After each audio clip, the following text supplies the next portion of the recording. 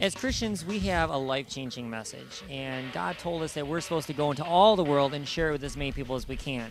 But sometimes in today's culture, that's happening in different ways than what we would anticipate or expect. I'm here at Studio 13, where I'm going to be talking with Donny Manco, who is a Christian tattoo artist and has found a way to express and share his faith through tattoo arts. It's pretty obvious that, from talking to you, that faith is a very important part of your life. It's a very important part of your art. But why tattooing? I mean, where does that fit in? Does tattooing mix with Christianity? Does tattooing mix with what you believe? Yeah, tattooing is a huge part.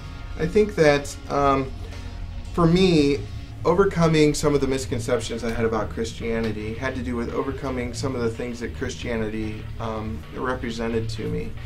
And tattooing, though it's become very popular these days, is still an undercurrent, and it goes against the grain of mainstream culture.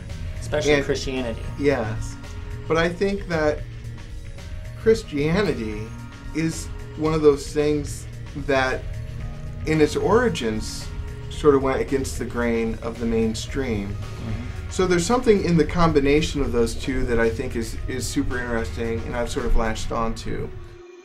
The 2006, probably the 21st century icebreaker is, let me see your tattoo. That's the one thing that people feel comfortable asking someone else. And for me, by having religious tattoos, it is totally a way for me to be able to talk about why I have the tattoos I have and what they represent to me. So I've got a huge tattoo of Jesus on my forearm. When people say, let me see your tattoo, I can't not talk about Jesus. Mm-hmm. And so as far as being a way to talk about Jesus with other people, it's been, amazing. People who are non-Christian come in and see me, and I tell them that I'm a Christian.